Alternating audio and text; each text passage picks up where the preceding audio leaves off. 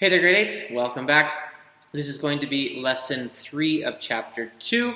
So today we are talking about using models to divide integers. So last time we talked about multiplying integers when we were using models, and then we came up with rules. Now we're talking about dividing and using some models.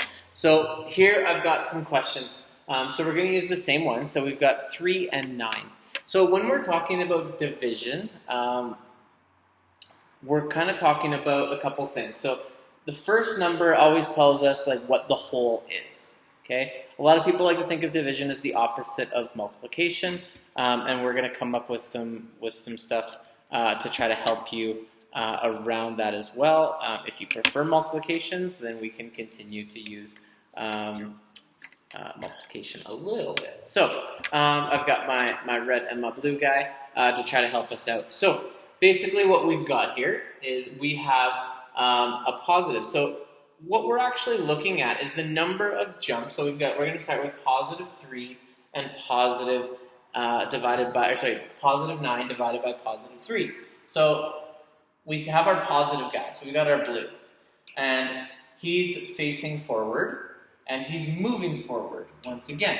So what's going to happen here is we're going to count how many jumps of 3 he needs to make to get to 9. And that's going to be our answer, is the number of jumps that it is required. So we're starting here and we're going 1, 2, 3.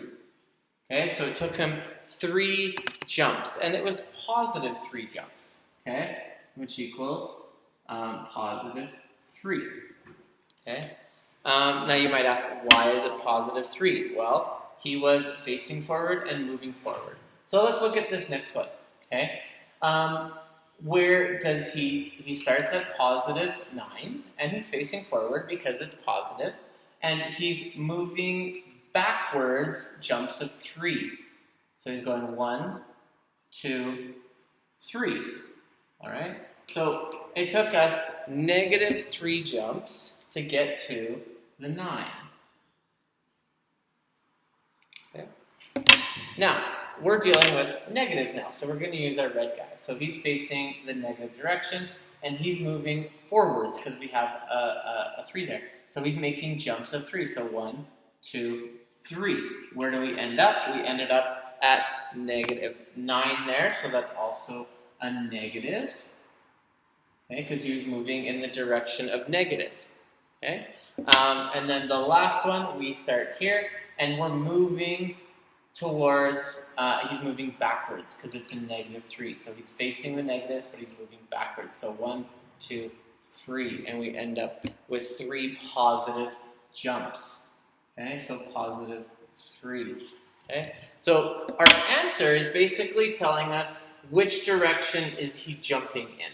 Okay, so in these first 2 examples, or the first example and the last example, he's jumping in the positive direction. He made 3 positive jumps in the positive direction. In the last one, he was jumping in the positive direction, so he was moving towards that way. In the second one, he's moving backwards, so he made 3 negative jumps before he got to our 9. Okay, and then here he's moving backwards, and he made 3 jumps before he got to our 9 there. So that's kind of the breakdown of how that works out. I'm also going to connect another video which talks about integers and using integer tiles. So he does a really good job explaining it, and you're probably sick of my voice. So I'm going to post that as well, so you can also use that video as a reference. If you have any questions, bring those questions to me in the Zoom chat. And then the next lesson, we're going to be talking about applying rules that go along with dividing integers. All right, have a good day. Good luck.